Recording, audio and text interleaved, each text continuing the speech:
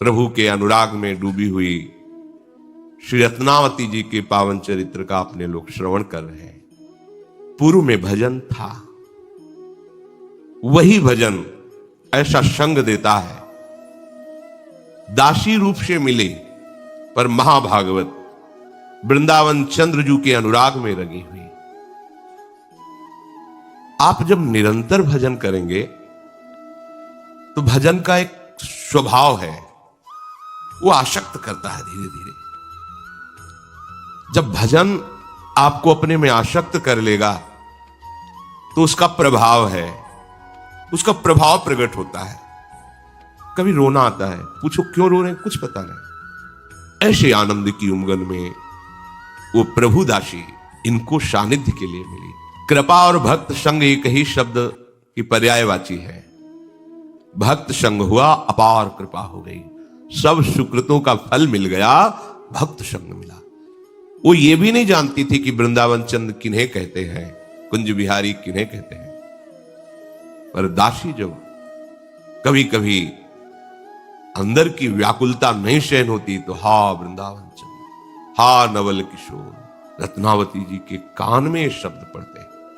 ये भगवत अनुराग में डूबी हुई भगवत कृपा पात्री भगवत दासी जो उच्चारण करती, नवल किशोर, हा वृंदावन चंद्र, रानी के हृदय में एक विशेष आह्लाद होता।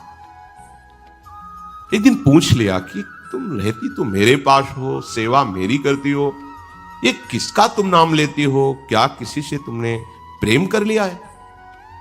तो मुझे क्यों नहीं पता चला तुम मेरी दासी हो? ये कौन है कुंज बिहारी नवल किशोर?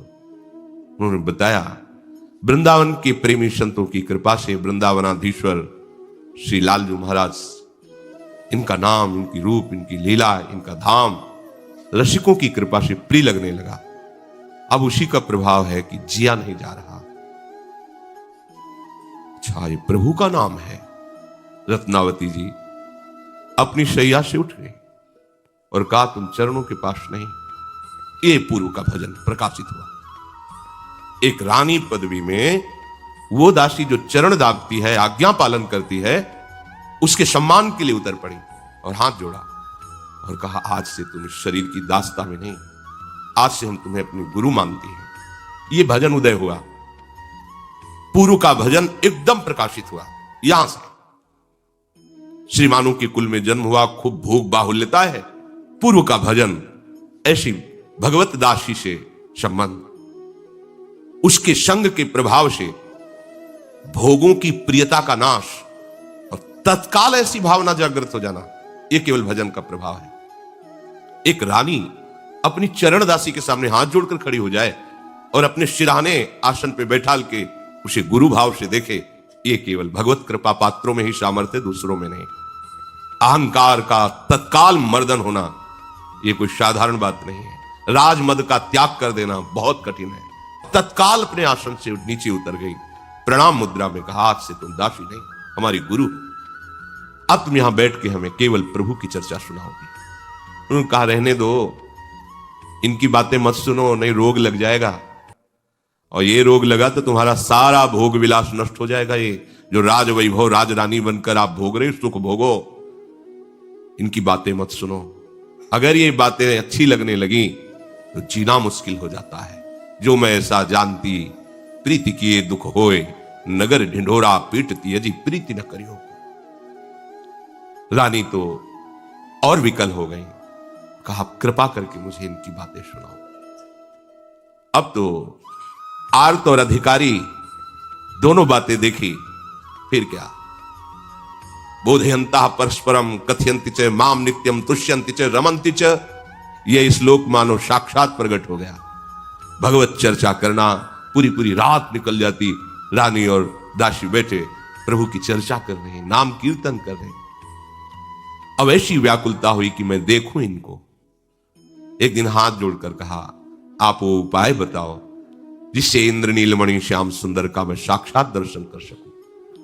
तो उनका प्रभु सेवा से जल्दी रीझते हैं, क्योंकि सेवा में अपनापन होने लगता है, इसलिए आप प्रभु की सेवा विराजमान करो। तो इंद्र नीलमणि की, ललित त्रिभंगी लालजू की श्री विग्रह सेवा की रचना हुई बड़े भाव से विराजमान किया और जो दासी प्रेम पगी हुई दृष्टि से देखा तो मानो साक्षात प्रभु का आवेश उसमें हो गया हो। अब तो रात दिन उत्तम उत्तम भोग लगा करके दुलार करना, रानी है, सब कुछ सुख सामग्री है, आनंद तो बहुत आ रहा था, पर हृदय की जो मांग थी वो पूरी नहीं हुई। कैसे मैं इंद्र नीलमणि प्रभु को साक्षात देखूं? फिर प्रश्न किया, सेवा भी कर रहे हूं, नाम कीर्तन भी कर रहे, पर प्रभु आ क्यों नहीं रहे? तो उनका आपको बताएं, प्रभु के लाड़िले संतों की यदि सेवा बन जाए तो निश्चित प्रभु का साक्षात्कार। जहां भगवत प्रेमी महात्मा वहीं भगवान रहते हैं। मद भक्तायत्र गायंती तत्र तिष्ठामि नारद। भगवान कहते हे नारद, मेरे भक्त जन जहां मेरा नाम कीर्तन करते हैं, गुण कीर्तन लीला कीर्तन करते हैं, वहां मैं विराजमान रहता हूं। तो यदि आप ऐसा कर पाए कि भगवत श्री विग्रह जहां विराजमान पास में संत निवास बनाए और दूर दूर सेवक लगा दें, जहां संत भगवान दिखाई दे आदर के साथ बुलाया जाए और उनको भोग पवाया जाए, उनकी सेवा की जाए। संत सेवा में ही हरि का साक्षात्कार होता है। बड़ी सुंदर पद्धति दासी ने बताई। भजबे को दो ही भले, कह हरिदास। पहले हरि सेवा विराजमान की, अब हरिदासों की सेवा। अब रानी ने प्रधान जो निजी सेवक थे दूर दूर लगा दिए, जहां कहीं वैष्णव संत जन दिखाई देते आते संत निवास में उनका प्रभु की तरह आदर होता, उनको भोग पवाना है सब। और एक चिक डाल दी थी महल की खिड़की में, बाहर से कोई अंदर है ऐसा नहीं दिखाई देता, अंदर से देख सकती थी। संत जनों को देखती, तृप्ति नहीं होती, पर रानी की एक मर्यादा होती है। दासी बार बार समझाती, आप बाहर नहीं जाना है। एक दिन तो ब्रजमंडल के भगवत प्रेमी महात्मा की मंडली गई। जो ही ये पता चला ये ब्रज से आए हैं, विशेष आकर्षण, क्योंकि अपने प्यारे के जन शबबंदनी है, पर प्यारे के लीला स्थलियों में रहने वाले केवल जिस नाम रूप की हम आराधना करते हैं उसी में तन्मय होने तो विशेषता हो जाती है। दासी देखो, ये ब्रजमंडल से आए हुए रानी, ये तो ललित त्रिभंगी श्याम सुंदर के अनुरागी संत जन है। वैसे ही संतों का आदर होता, विशेष आदर हुआ। अब वो सब करताल मृदंग आदि के द्वारा भगवत लीला के पदों का गायन कर रहे हैं, शुभ प्रवाह हो रहा है, बिल्कुल भगवत साम्राज्य छाया हुआ है आनंद का। रानी ने अपनी गुरु रूपा दासी से कहा कि अब तो हम नहीं रुक सकती, अब दूरी बर्दाश्त नहीं हो रही, हमें इन संतों के समीप बैठकर इनके दर्शन करते हुए हम अपने जीवन को तभी कृतार्थ मानेंगे। अब ये चिक डालकर खिड़की से दर्शन करना नहीं हो सकता। चल पड़ी। रत्नावती जी का हाथ पकड़कर दासी ने कहा कि ये उचित नहीं है, विरोध खड़ा हो जाएगा, आप यहीं से दर्शन कीजिए, ये कुल की मर्यादा है।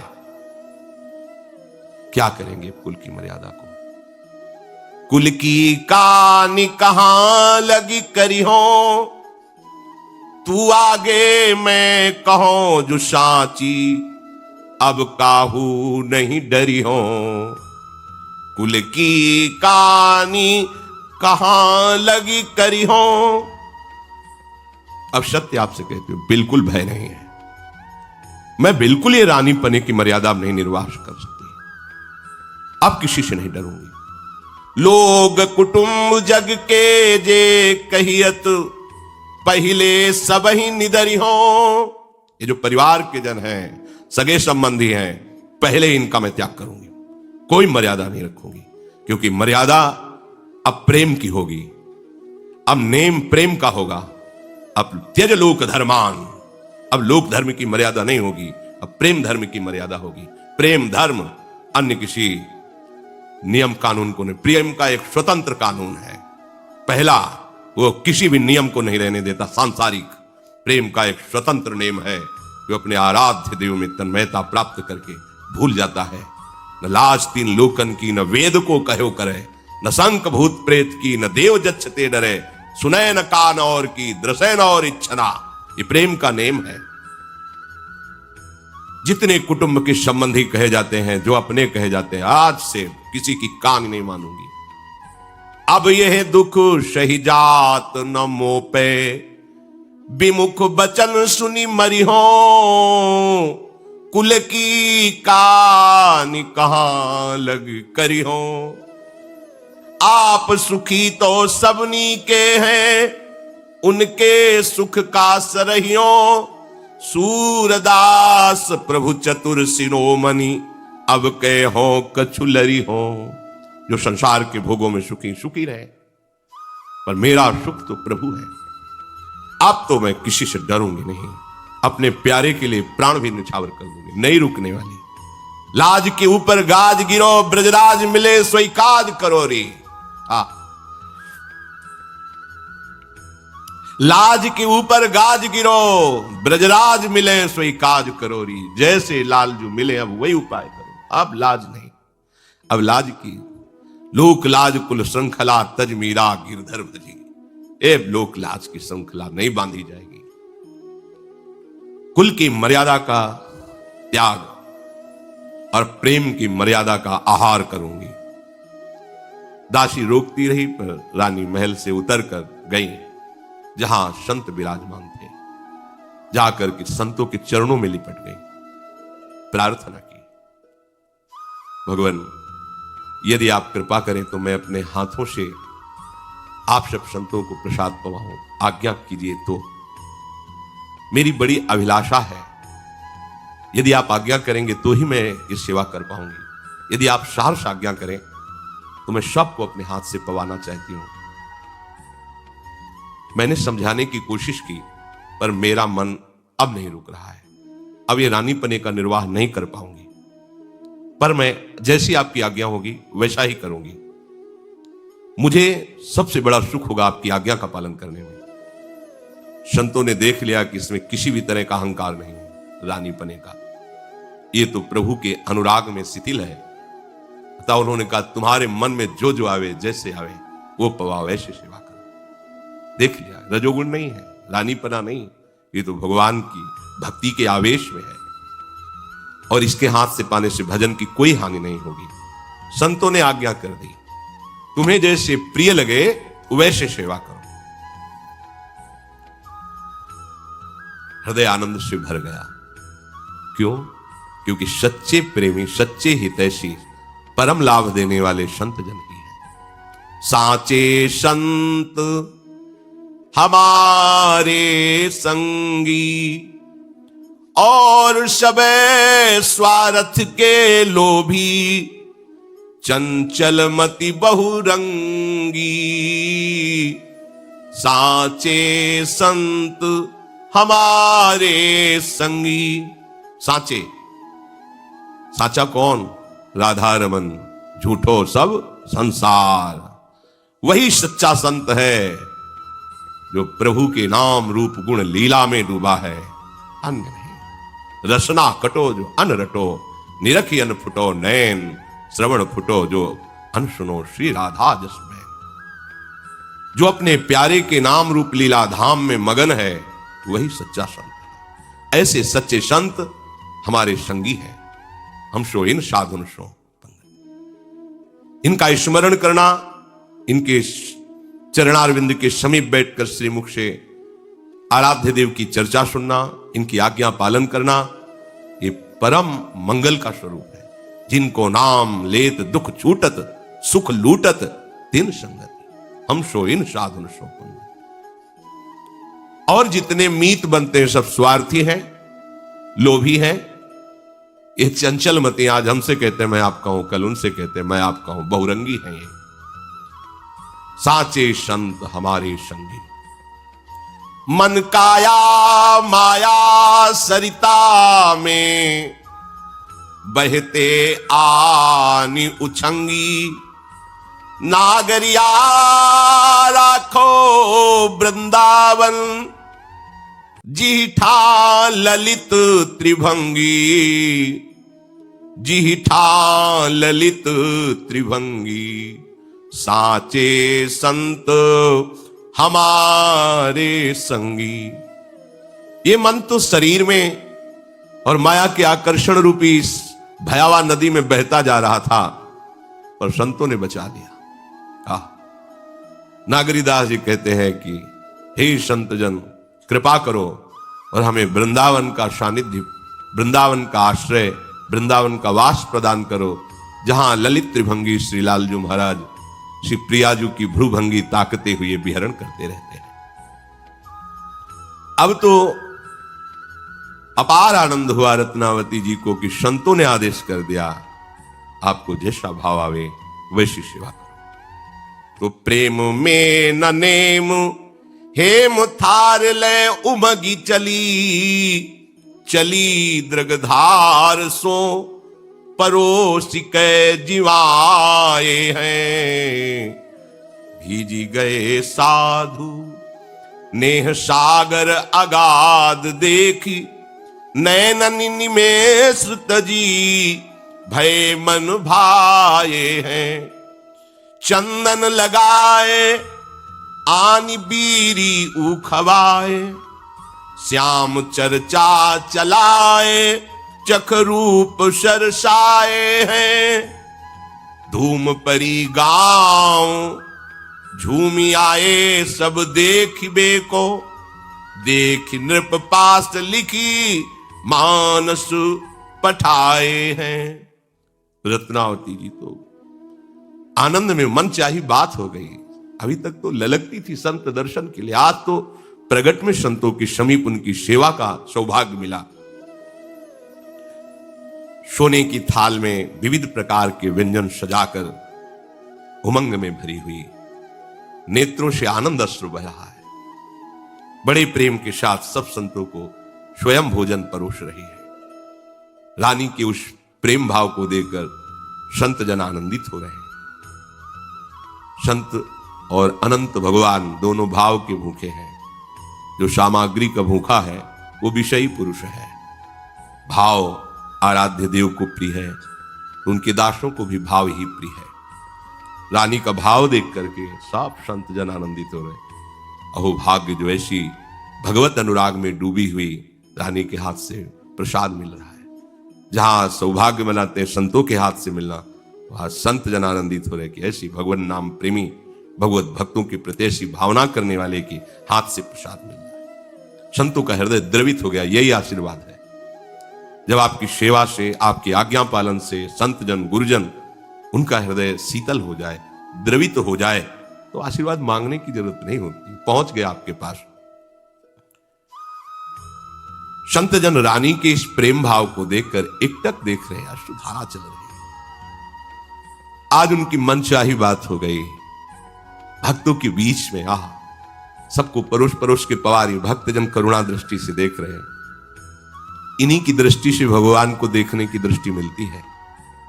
जब भक्त जनों की करुणा दृष्टि जाकर हृदय में प्रकाशित होती तो मानस नेत्र खुल जाते हैं। संत कृपा, गुरु कृपा, भक्त कृपा, ये मानस नेत्रों को खोलती है। जहां मानस नेत्र खुले तो निरख नयन हरिवंश, ये के नयन निहार। आज अभिलाषा पूरी हुई। सबको प्रसाद पवाया इंद्र नीलमणि ठाकुर जी का। फिर सब संतों को चंदन लगाया अपने हाथ से। फिर प्रसादी पान का बीड़ा सबको पवाया। सबके चरणों में पुनः प्रणाम किया, हाथ जोड़कर बैठ गए। संत जन पदों के द्वारा भगवत लीला का गायन कर रहे हैं, बीच बीच में भाव समझा रहे हैं। उन पदों में ऐसी रूप माधुरी, ओहो, वो रानी के नेत्रों में झलकने लगी। पद गाया जा रहा है, वैसे ही रूप माधुरी झलकने लगी। रोमांच हो रहा, भाव में डूब रहे। और इधर दासी गुरु ने कह ही दिया था कि प्रतिकूलता विरोध होगा, मत चलो वहां। कौन प्रतिकूलता और विरोध की परवाह करता है। संपूर्ण आमेर नगर में शोर मच गया कि जिन रानी को कोई देख नहीं सकता वो बिना घूंघट के, बिना राजसी लिबास के। ऐसे थोड़ी था, जिस गली से निकलना हो कोई सर ऊंचा नहीं कर सकता था, देख नहीं सकता था। अदब के साथ सर झुका के, अगर कोई है खड़ा भी है तो सर झुका खड़ा है। कोई वहां ऐसा नहीं कि रानी की सवारी निकले ऐसे देख ले, गर्दन उतार दी जाएगी, ऐसा नहीं होता। बाअदब उसी स्थिति से खड़े हो जैसा सैनिकों ने आदेश किया, साफ सर झुकाए। और यहां तो खुद सर का पर्दा हटाकर कोई ऐसा राजसी वैभव नहीं, और जाकर नंगे पैर संतों की सेवा में समर्पित। ये शोरगुल मच गया। रानी पर्दे के बिना सैनिकों की रक्षा के और बैरागी संतों की सभा में आ गई है। उमड़ पड़े लोग, क्या सच्ची बात, दौड़ पड़े लोग। राजा का पूरा नगर इस बात में, एक बार तो देखे कैसी रानी है। मंत्री ने जब सुना तो घबरा गया, क्योंकि उस समय माधव सिंह बादशाह के पास दिल्ली में थे। अरे ये राजा खबर सुनेंगे तो बहुत ही, ये तो बड़ी भारी गलती हो रही है। प्रेमी जन देखो कितने निर्भय होते हैं। जब तक हृदय में प्रेम नहीं होता तो इतनी सामर्थ्य नहीं होती। अगर घर में विरोध हो जाए कि तिलक नहीं लगाना तो नहीं लगाना, कंटिन्यू नहीं बांधना। और जब रंग चढ़ता है तो देखो कैसा रंग चढ़ता है। मंत्री ने तुरंत पत्र लिखा, महाराज सब अनर्थ हो गया। रानी महल छोड़ करके संतों के बीच में आकर के, ऐसा नहीं कि दूर से दर्शन करे, अपने हाथ से परोस के पवाया, उनके सब स्पर्श किया, चंदन लगाया, पान की बीड़ी पवाई, हाथ जोड़े उनके चरणों के पास बैठी।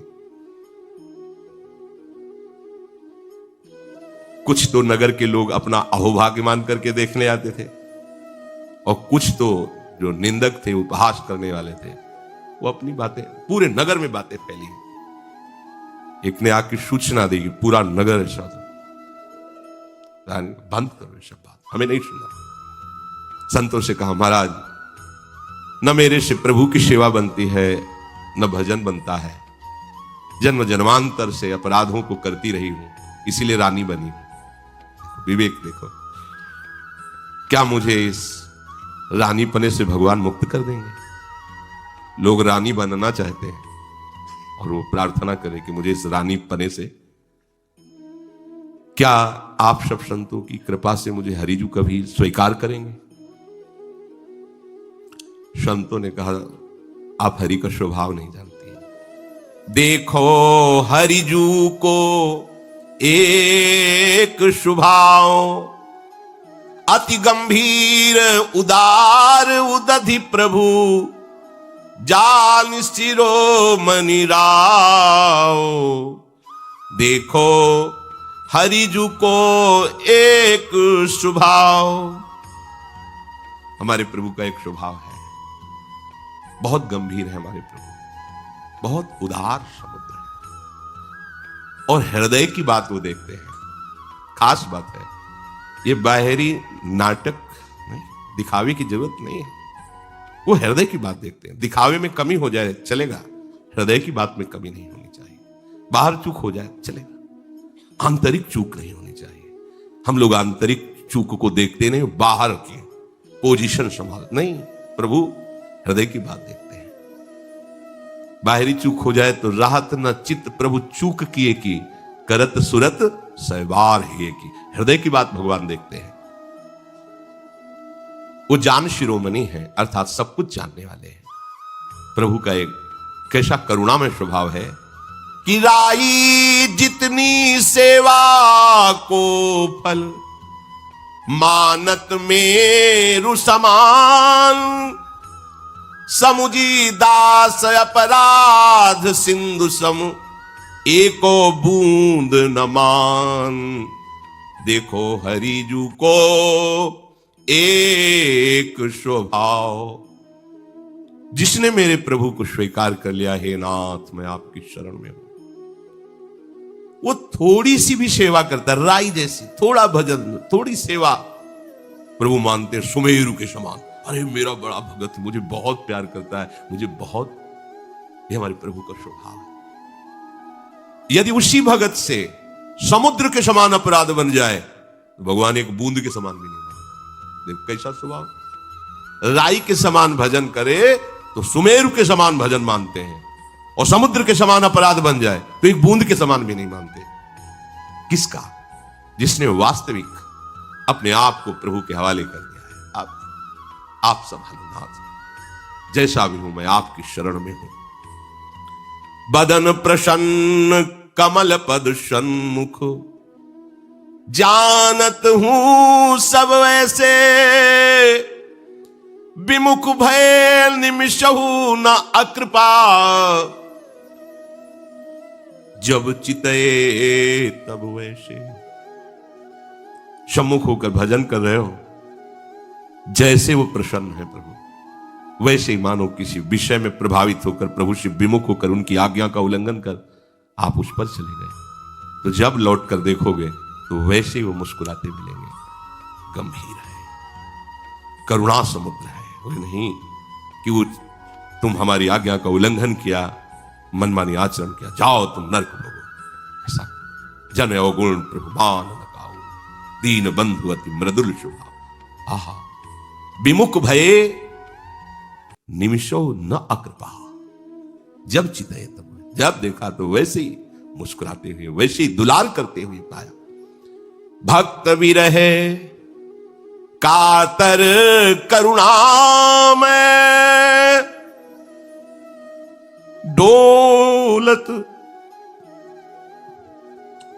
पाछे लागे।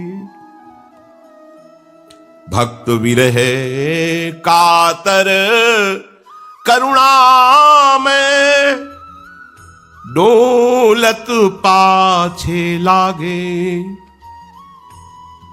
सूरदास ऐसे प्रभु को कत दीजे पीठ अभागे। अगर भक्त प्रभु के लिए जैसा व्याकुल होता, ऐसे प्रभु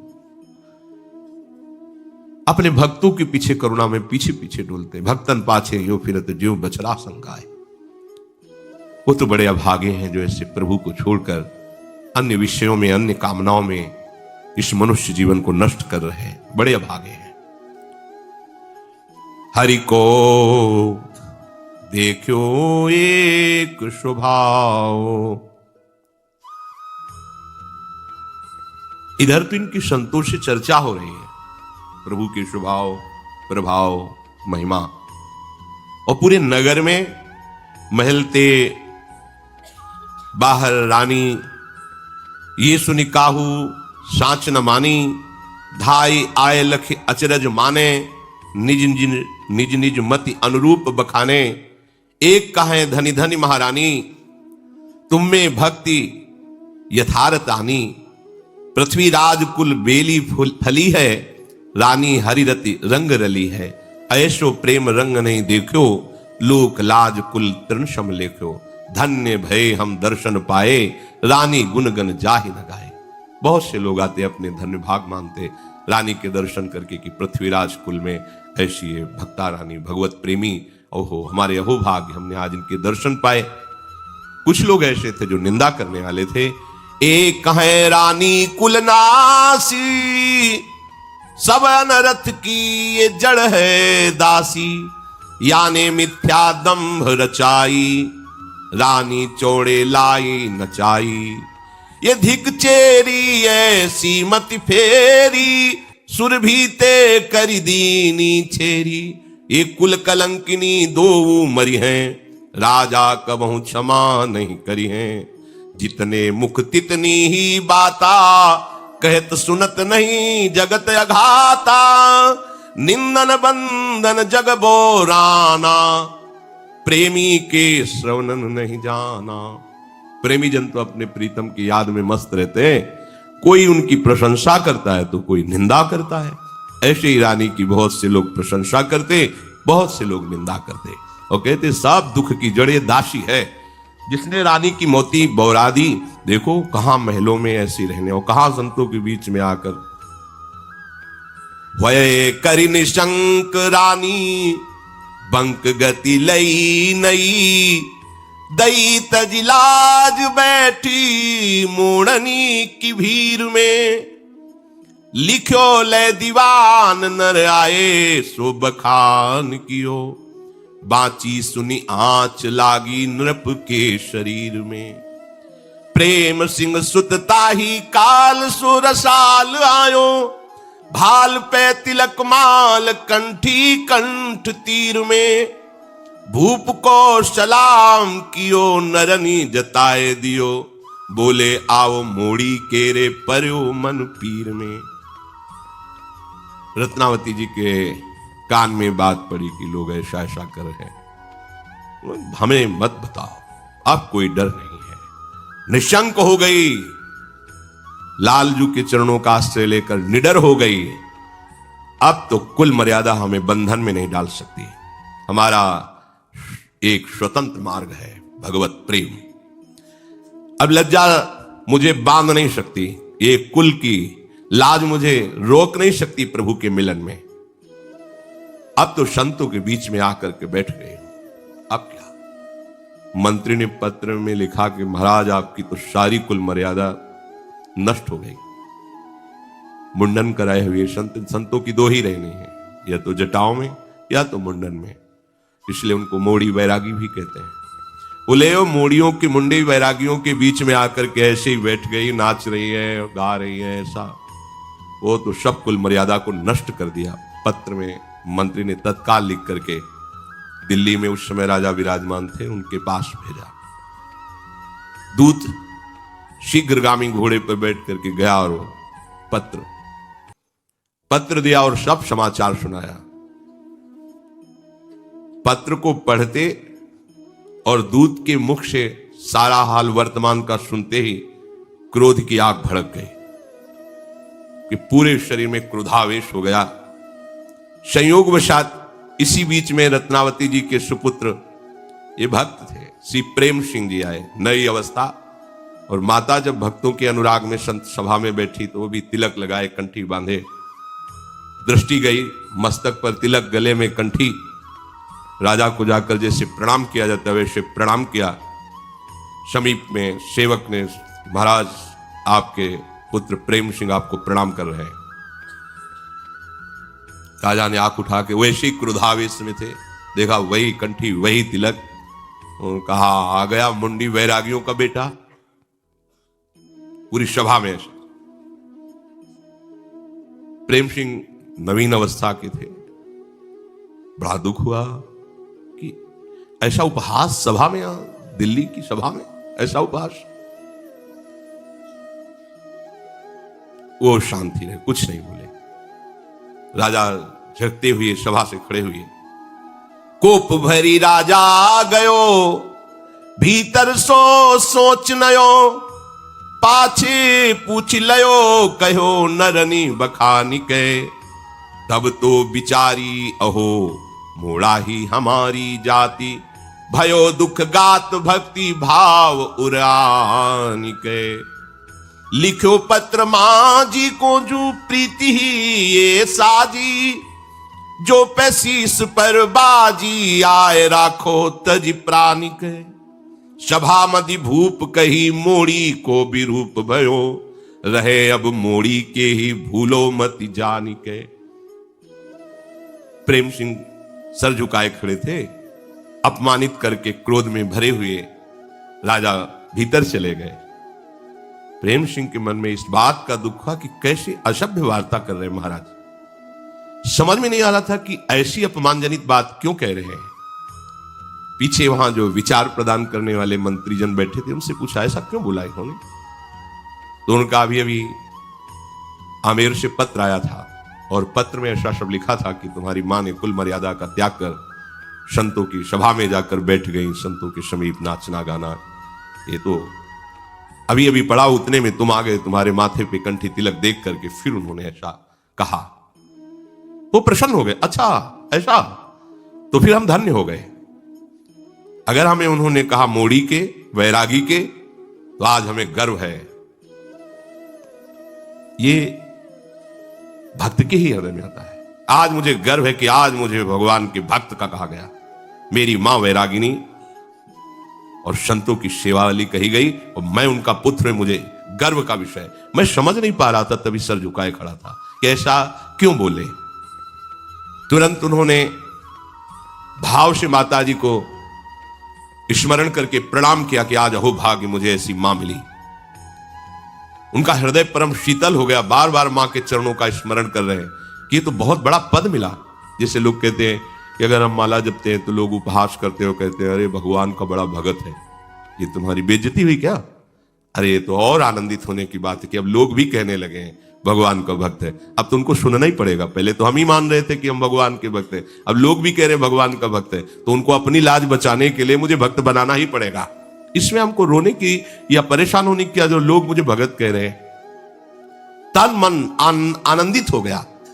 वो अपने निवास में आए और वहीं से पत्र लिखा कि यदि आपने अपने हृदय में भगवत भक्ति धारण किया है तो मां, मैं आपसे प्रार्थना करता हूं, छोड़ना मत, चाहे सर कट जाए। अपने प्राणों की बाजी लगा देना, पर अब ये भक्ति भाव का त्याग मत करना भय आने पर, क्योंकि राजा प्रतिकूल हो चुके हैं।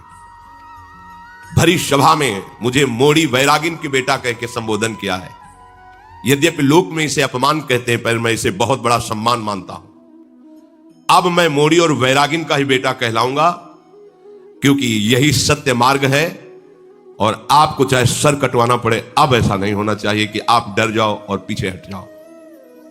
शीश की बाजी, कष्ट सह करके, प्राण देकर भी अब भागवत धर्म की रक्षा करना।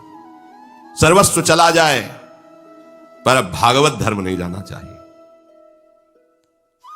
ये निष्ठा हर उपासक के हृदय में होनी चाहिए। प्रभु के मार्ग में चलने वाला उपासक अगर ऐसा डरपोक हुआ तो ठीक नहीं। प्राण चाहे चले जाए, जो तुम्हें प्रेम मिलनदा चाओ, तो शीश उतारी महल में आओ। उतर न दे प्रेम रश्माती, दीपक जरे भभूके बाती। ये अंदर का विषय। अब तो प्राणों की बाजी लगानी पड़ेगी, चाहे जितना कष्ट हो, चाहे जितना विरोध हो, चाहे जितनी निंदा हो, अपने सतमार्ग से नहीं हिलना चाहिए। प्रेम सिंह जी ने पत्र लिखा और शीघ्रगामी दूत से तुरंत जाओ और माता जी को दो। लिख्यो दय पठाए बेगी, मानस ले आए जहां, रानी भक्ति शानी हाथ, दई पाती बाँचिए। आयो चढ़ी रंग बाची, सुत को प्रसंग, बार भीजे दे फुलेल दूर, किए प्रेम साचिए। आगे सेवा पाक निशी, महल बसत जाए, ल्याए आही ठोर प्रभु, नीके गाय नाचिए। नृप अन्न त्यागी दियो, दियो लिखी पत्र पुत्र, भई मोड़ी आज तुम हित करी जांचिए। प्रेम सिंह का पत्र लेकर तीव्रगामी दूत रत्नावती जी के समीप आया और भक्ति रंग में रंगी हुई रानी को प्रणाम करके पत्र दिया कि आपके पुत्र प्रेम सिंह ने पत्र दिया है। रानी ने पढ़ा। उसमें लिखे प्रसंग को पढ़ते ही इनको भगवद आवेश आ गया। अच्छा, ऐसा? अभी तक रानी भेष में ही रहती थी। अब रानी के केश सुंदरित्र फुलेल से सजाए जाते थे, श्रृंगार होता था। संत सभा में ही बैठी मुड़वाया, नाव जो बनाने वाला नाव उसे गांव में कहते हैं, उसको बुलाओ। वही केस मुड़वाया संत सभा में। कैसा है? जहां कोई पर्दा से नहीं देख सकता था, वहां खुले मुंडन करवाया। नापित वही ऐसे अपने बालों को मुड़वा दिया, मुंडी। पहले ये नियम था कि संतों की सेवा करके, सत्संग आदि करके, नाम कीर्तन आदि होने के बाद वो राजमहल में चली जाती थी। परंतु उन्होंने कहा आज के बाद नहीं।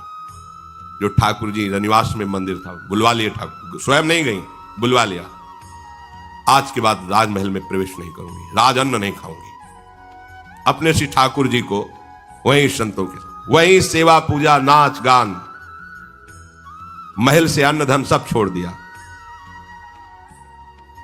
जो भावुक श्रद्धालु जन नगर के थे, वो जो दे जाते, ठाकुर जी का भोग लगता, संत जन पाते, वो भी रानी वहीं शयन, वहीं ठाकुर जी का उत्थापन, वहीं उनके चरणों में रहे। और पत्र लिखा प्रेम सिंह को कि जैसा तुम्हारे पिता ने कहा था वैसा ही हो गई। अब मूड मुड़वा कर सच्ची बैरागिन बन गई हूं। अब बिल्कुल रानी पने का कुछ भी लेस नहीं है। रात दिन ही अब संतों के बीच में रहती हूं। तुमने बहुत बढ़िया किया जो पत्र लिखकर मुझे सूचना दे दी। परम हित की बात हमारे हृदय में अब जागृत हो गई। अब मैं किसी की पत्नी नहीं, कहीं की रानी नहीं, मैं ठाकुर जी की दासी और संतों के बीच में रहती हूँ। मोड़ कितनी बड़ी बात है, ये कोई छोटी बात नहीं है। इतना बड़ा विरोध राजा से रानी होते हुए कर लेना, राजअन्न नहीं, राजमहल नहीं, राज पोशाक नहीं, अपने ठाकुर जी बुला लिए।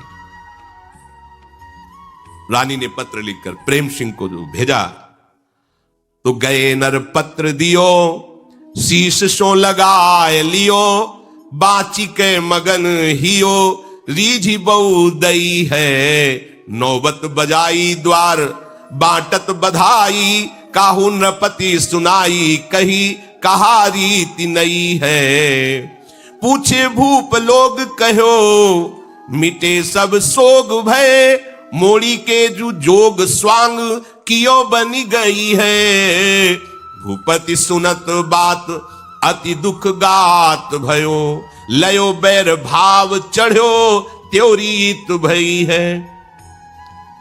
रत्नावती जी का पत्र लेकर दूत शीघ्र गया और प्रेम सिंह जी को दिया। तुम्हारी माता जी ने पहले उन्होंने पत्र को प्रणाम किया, इतनी श्रद्धा, ये केवल मां ही नहीं हरिभक्ता है, इसलिए पत्र को प्रणाम किया और प्रणाम करके पढ़ा, झूम पड़े। जब उन्होंने पत्र में लिखा था कि अब मैं मोड़ मुड़वा करके राजमहल त्याग कर अपने ठाकुर को लेकर संतों के साथ हो गई, राजअन्न का त्याग कर दिया है, प्रेम मगन हो गए। आज से अब हमारी गिनती भगवत दासों में हो गई, मगन हो गए, मेरी मां भक्ता है, ये गर्व का विषय। हाँ, नाते नेह राम के मनियत सुहृद सुषेव्य जा, आज मैं मां कहकर धन्य हुआ क्योंकि मेरी मां भगवान की भक्ता है। भरत आज प्रेम सिंह कह रहे, जब मैं मां कहता हूं तो मेरा हृदय गर्व से भर जाता है कि मेरी मां भगवान की भक्ता है। बहुत उल्लास हुआ, दूतों को भेजा, जितने साधु ब्राह्मण सबको बुला के लाओ, नौबत बजाई जाए।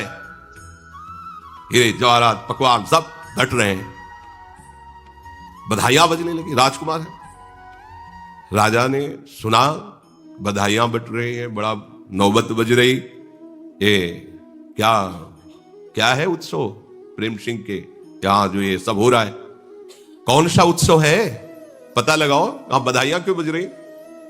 तब राजा के निजी जनों ने जाकर के सब सूचना दी, महाराज आपने जो कहा था कि मोड़ी वैरागिन के बेटा, तो ऐसा ही हुआ। रानी ने महल त्याग दिया, मुंडन करवा लिया, संतों के बीच में बैठ गई, राजअन्न का त्याग कर दिया, कोई राज मर्यादा नहीं। अब तो हृदय में ऐसी आग लगी, अरे बेटा बधाई बंटवा रहा है, इसी बात की नौबत बजवा रहा है, पूरे शरीर में क्रोधावेश छा गया। तुरंत सैनिक तैयार किए जाओ, पहले बंदी बनाओ इसको, प्रेम सिंह को, पहले इसको दंड दिया जाएगा, हमारे होते हुए हमारे विरोध में नौबत बजवा रहा है। क्रोध एकदम है। कुंवर प्रेम सिंह को जब मालूम हुआ कि उधर आदेश दे दिया गया है सैनिकों को, तो अपने निजी जनों को तैयार किया, हम ही काफी इनके लिए, पिता से युद्ध करने के लिए तैयार हो, बिल्कुल तैयार युद्ध के लिए। ये भक्ति की लीला है, जिनके द्वारा पोषित हैं उन्हीं से युद्ध करने के, दैत्यराज कह के, ये भक्ति का स्वरूप है। सब मंत्रीजन दोनों तरफ के विज्ञजन आ गए और समझाने लगे, महाराज आप क्या कर रहे हैं, अपने ही घर में जब आप सैनिकों के द्वारा युद्ध प्रारंभ करेंगे तो दूसरे को अवसर मिल जाएगा, फिर आप परास्त हो जाएंगे, दूसरे जो शत्रु राजा है वो आप पर चढ़ाई, ये सब क्या हो रहा है।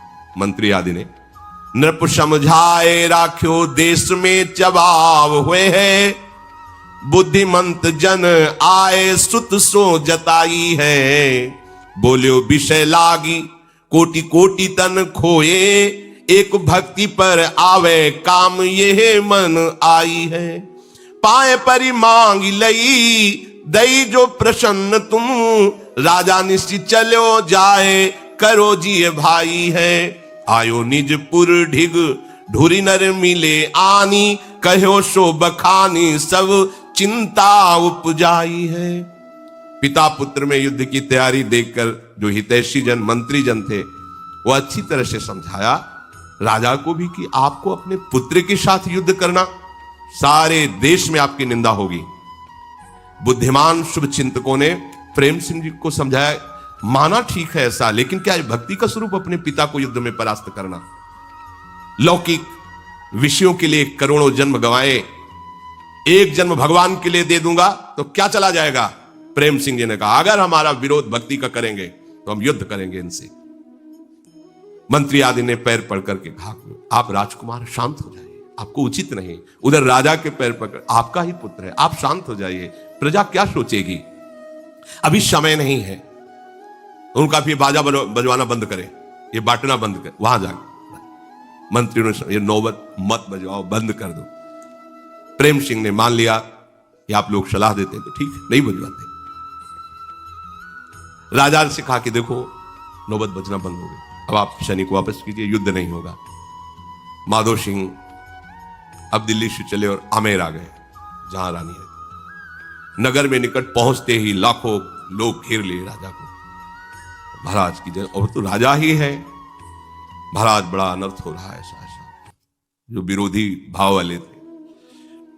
अब राजा मन में क्या करेंगे, कैसे, कोई उपाय नहीं सूझ रहा। भवन में, राजमहल में प्रवेश किया और मंत्री को बुलाया, नाक कट गई। अब क्या हो, ये जो नाक वाले लोग हैं ना, ये बहुत परेशान होते हैं इसी में कि नाक कट गई। भवन प्रवेश कियो मंत्री जो बुलाए लियो, दियो कही कटी नाक लोहू निर्वारिये, मरिबो कलंक हु ना आवे यो सुनावे भूप, काहू बुद्धिवंत ने विचार ले उचारिये। नाहर जो पिंजरा में दीजे छाड़ी लीजे मारी, पाछे ते पकड़ी वो बात दाबी डारिये। सबनी सुहाई जाए करी मन भाई आयो, देखो आखवासी कही सिंह जू निहारिये। मंत्रियों को बुलाया और राजा ने कहा, मेरी तो नाक कट गई, अब वो जुड़ तो नहीं सकती, पर खून जो बह रहा है उसको तो बंद कर दो। अर्थात मेरी नाक कटा के बैरागिन हो गई, मेरे नाक के नीचे रहकर नाचेगी गाएगी, कम से कम इसका तो कुछ उपाय करो। ये कैसे मरेगी? जब तक ये मरेगी नहीं तब तक नाक कटने के बाद जैसे खून बहता रहता है, वो हमें रोज जलन पैदा करेगी। मंत्रियों से सलाह ली, कैसे मारा जाए इसे। मंत्रियों ने कहा, अगर आपको किसी तरह राजबल का प्रयोग करके रानी की हत्या करते हैं तो नगर में ऐसा नहीं कि आपके ही पक्ष में बहुत से लोग रानी की जय जयकार करते हैं, प्रणाम करने आते हैं, वो आपके विरोध में खड़े हो जाएंगे, किस किस का आप गला काटेंगे। तो राजा ने कहा कि फिर आप विचार कर उपाय करो, इसको मारना ही है, आप इसको मैं जिंदा नहीं देख सकता। तो उनका ऐसा, जंगल से एक पिंजड़े पे जंगली सिंह बंदी बना के लाया जाए और उसी संत निवास के दरवाजे पर पिंजड़ा अड़ा दिया जाए। अस्त्र शस्त्र से सुसज्जित राज सैनिक रहेंगे, अंदर सिंह जाएगा, संतों को, रानी को, दासी को, सबको खा जाएगा, और फिर वो जब लौटेगा तो पिंजड़ा ही पिंजड़े में बंद करके, हाँ हाँ ये उपाय, और फिर बात बन जाएगी। आपने नहीं मारा, बस इतनी बात हो जाएगी। रानी के सामने छोड़ दिया, राजा राजी हो गए। अब उपाय किया गया, सिंह पिंजड़े में बंद किया गया, ला करके जैसी सलाह हुई थी ठीक संत निवास के दरवाजे पर पिंजरा सेट कर दिया गया, खोला गया, दहाड़ करके सिंह उससे बाहर निकला। वही गुरु स्वरूपा दासी जोर से बोली, रानी सिंह, क्योंकि जंगली सिंह, और उस समय वो ठाकुर जी की अर्चना कर रही थी, सेवा कर रही थी। सिंह, जोर से आवाज हुई, सिंह ने भी दहाड़ की, करे हरि सेवा भरी रंग अनुराग दृग, सुनिए बात नेकु नैन उन टारे हैं, भावी ही सुजाने उठी अति सन्माने, अहो आज मेरे भाग श्री नरसिंह जू पधारे हैं। ये भक्तों की भावना होती है, उनको कहीं भय नहीं, भावना सच्चाई वही शोभालय दिखाई, फूल माल पहिराई रची टीको लागे प्यारे हैं, भौनते निकसिधाए मानो खंभ फारी आए, विमुख समूह तत्काल मारी डारे हैं। नृसिंह आया, रानी ने कहा, जो उन्होंने कहा सिंह तो उन्होंने कहा सिंह नहीं नृसिंह। ये भक्त कभी अपनी भावना से तिल भर भी नहीं हटता। उस समय भगवान की अर्चना में लगी हुई थी, नेत्र प्रेम में डूबे हुए प्रभु का श्रृंगार कर रहे थे। जी कहा सिंह, उन्होंने कहा सिंह नहीं नृसिंह। दृष्टि घुमाई, देखा बाल फटकारते हुए भयंकर रूप में कदम बढ़ाते आ गया, अहो अहो स्वागत है, धन्य भाग। प्रहलाद को जैसे कष्ट से निवारण करने के लिए आप आए, ऐसे ही आप कृपा करके मेरे समीप आए, धन्य भाग। आप तो चलकर मेरे पास आए प्रभु, आपका दुलार, आपका प्यार, अहो भाग। सामने जंगली सिंह और ये अपने भाव में खोए खड़ी हो गई जैसे स्वागत के लिए, वही अर्चना की थाली ली हुई है और आते हुए सिंह के समीप 4 कदम आगे बढ़ी। स्वागत है आप। ये छोटा सा बछड़ा नहीं होता, ऐसे सिंह नजदीक आके रानी ने से दुलार किया, माला पुष्पों की पहनाई, सुंदर तिलक लगाया, भाव से प्रणाम किया और आरती उतारी। जो आरती उतार रही तो उनको अपने ललित त्रिभंगी लालजू दिखाई दे रहे हैं, सिंह में लालजू दिखाई दे रहे हैं। सिंह तब तक ऐसे खड़ा रहा जैसे गाय सीधी, बछड़ा सीधा। जे ही पूजा हुई, पूछ उठाई, दहाड़ मारी और पिंजड़े के ऊपर से छलांग लगाई। पिंजड़ा ऐसे रखा था कि निकलने के समय उसी में जाए, पिंजड़े के ऊपर से छलांग लगाई। बाहर जितने सैनिक थे तो जैसे खंभे से निकलकर नरसिंह भगवान ने फाड़ डाला हिरण्यकश्यप को, ऐसे ही, और नीचे से छलांग मार के जो बालकनियों में राजमहल के खड़ा, जितने विरोधी थे, आश्चर्य ये हुआ कि एक क्षण में ये सब हुआ। उनको अस्त्र चलाने और संभालने का भी अवसर नहीं दिया। एक सिंह कितने को फाड़ेगा, लेकिन इसमें नरसिंह आवेश है भगवान का, सहस्त्रों को फाड़ के फेंक दिया। आंख झपकते झपकते समझ ही नहीं पाया कोई हो क्या गया। आप खून से लत मार के फेंक दिया। पकड़ने वाले विरोधी दर्शक, यहां आप देखो कैसे रानी को मारेगा दासी, वहां तो बछड़े की तरह खड़ा रहा। ये केवल प्रभु के दृढ़ आश्रय से ही ऐसा हो सकता है, नहीं तो दहाड़ में ही ना पूजा की थाली फेंक के भागले को होगा। क्योंकि अगर थोड़ी भी निष्ठा गई तो फिर ओ है वही मत्ता परतरम नान्यत किंचित अस्ति धनंजय। विमुखों को तत्काल मार दिया और जोर जोर से गर्जना करके आनंद की चाल में से जंगल की, तो किसी की हिम्मत नहीं थी कि सिंह के आसपास। भूप को खबरी भई रानी जू की सुधी लई, सुनीनी की भांति आप नम्र हुए के आए हैं। भूमि पर साष्टांग करी हरी मति भई दया, आप आए वाके बचन सुनाए हैं। करत प्रणाम राजा बोली अजुलाल जू को, नेक फिर देखो एक और ये लगाए हैं। बोले नृप राजधनु सब ही तिहारो धारो, पति पे न लोभ कही करो सुख भाए हैं। राजा ने पूछा मार डाली गई रानी अकेले माली कि दासी भी मरी, संत भी मरे? बोले एक भी नहीं महाराज। क्यों? बोले एक दो नहीं मरे, हजारों मरे, लेकिन आपके सब मरे। क्या हुआ? जब सिंह अंदर गया तो रानी के सामने घुटने टेक दिए। रानी ने पूजा की, प्रणाम किया, आरती की। बाहर निकला तो आपके हजारों लोगों को, हजारों सैनिकों को उनके दिमाग में है कि ये कोई साधारण बात नहीं। जंगली शेर मंगाया और उसने सबको फाड़ डाला, रानी को नहीं। ऐसा तो हमारी पत्नी अब साधारण नहीं है, स्वांग नहीं है, वास्तविक भक्ति है। अब महल में बैठना उनको आग लगने लगी। अब क्या करूं, ये तो बड़ा अपराध बन गया। भगवान के भक्त का अब इतना तो पता ही, भगवान के बल से सब सृष्टि चल, अब क्या होगा, क्या करें, कैसे? दिमाग में आया छोड़ो लोक लाज की मैं राजा हूं, मेरी पत्नी, चलो क्षमा मांगते हैं। चल के सामने जा करके शास्त्रों लोगों के बीच में साष्टांग प्रणाम किया रत्नावती जी। ये है अटल श्रद्धा और विश्वास का। राजा है, पति है, विरोधी है, साष्टांग दंडवत किया। अत्यंत नम्र होकर के, बहुत दैन्य होकर हाथ जोड़ करके, ओ क्षमा कर दो मुझे, मेरी बुद्धि बदल गई थी, विपरीत हो गई थी, मैं तुम्हारे प्रभाव को नहीं जानता। भाव विभोर होकर भूमि पर पड़े हुए हाथ जोड़कर प्रार्थना, मुझे क्षमा कर दो। इन्हें प्रणाम देख करके दासी ने कहा महाराज आपको प्रणाम कर रहे हैं। तो उनका नहीं, लालजू को प्रणाम कर रहे हैं। सामने लालजू को प्रणाम कर रहे हैं। हाँ ठीक ही है, ये क्या, ब्रह्मादि भी हमारे लालजू को प्रणाम करते हैं। तो एक छोटे से प्रांत के राजा है, मुड़ के भी नहीं देखा और कहा लालजू को प्रणाम कर। ठीक ही है, क्योंकि ये क्या है, बड़े ब्रह्मादि शिवादि भी जिनके चरण रखने की चौकी को प्रणाम करते हैं, वो हमारे लालजू हैं। इसे कहते हैं निष्ठा। एक बार में प्रियता है, प्रियता लालजू पे हो गई। यहां ऐसे ही होता है, थोड़े दिन भक्ति की, जहां परिवार के सब अनुकूल हो गए तो पता ही नहीं चलता कि वो भगत थे कि नहीं थे, क्योंकि वो अनुकूलता आ गई, जिसके लिए वो भजन कर रहे थे उसी में बह गए। रानी ने कहा ये लालजू को प्रणाम कर रहे हैं। दासी ने कहा देखो हाथ जोड़कर आपसे प्रार्थना, एक बार तो देख लो। कहा नहीं, ये बिकी हुई आंखें हैं, किसी और की ओर नहीं हो सकती। ये बात मतलब यही खास बात समझनी है।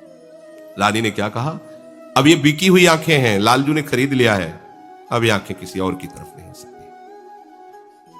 मीरा जी ने भी जब ब्याह होके गया था, प्रथम मिलन में जब आए उनके पति, तो उनसे यही कहा कि देखो हम मन वचन और कर्म से गिरधर लाल की हूं, तुमको एकांत में बताती हूं, ना तुम्हारा अधिकार इस शरीर पर है ना हमारे पर है, केवल ये श्वांग हुआ है उनकी इच्छा से। अगर आप इसे स्वीकार कर लें तो आपके लिए बहुत अच्छा रहेगा। उतर पड़े शैया से, चरणों पर बैठ गए और कहा अहो भाभी, पर हमारा आपका व्यवहार बाहर पत्नी पति जैसा रहेगा, एकांत में गुरु शिष्य जैसा रहेगा। उनका ठीक है। पूरा जीवन राणा साहब ने ऐसा ही निर्वाह किया। जब एकांत होते तो शिष्य की तरह बर्ताव करते मीरा जी से, और जो समाज में होते तो पति जैसा कि कोई उनको विक्षेप न पहुंचावे। रानी ने कहा ये आंखें तो लालजू की हो गई हैं, बिक गई हैं, अभी किसी और दूसरी ओर की नहीं। राजा ने हाथ जोड़कर कहा हमें क्षमा करो, ये संपूर्ण राज्य, इसका धन वैभव और मैं आपका हूं, आपको समर्पित हूं, आपका सेवक हूं, आज्ञा कीजिए। ये चमत्कार है भक्ति का।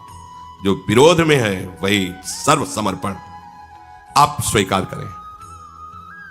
रानी ने कहा मैं किसी संपत्ति, आपसे कोई संबंध नहीं, मुझे राज्य नहीं चाहिए, राज तो आप भोगें, संपत्ति आपकी, हमारी संपत्ति तो हमारे लालजी और संत जन है। मुझे और कोई राज्य, कोई संपत्ति या कोई प्रिय संबंध नहीं चाहिए, हमारा सब कुछ लालजू और संत जन है। हृदय में यदि हमारे थोड़ा भी भजन है तो वो भजन कभी नष्ट नहीं होता। ये जो इस कोटि की भक्ति एकदम जागृत होती है, ये रुका हुआ भजन किसी कारण से, वासना से, जब अगला जन्म होता है तो पहले वो सुख सामग्री होती है। अचानक इतना बड़ा भाव ये स्वयं तुरंत का नहीं होता, ये पीछे का भजन होता है। क्योंकि श्री भगवान ने आगे के श्लोक में कहा पूर्वाभ्यासेन तेनैव ह्रियते ह्रवस्रोपि सह जिज्ञासुरूप योगस्य शब्द ब्रह्माति वर्तते।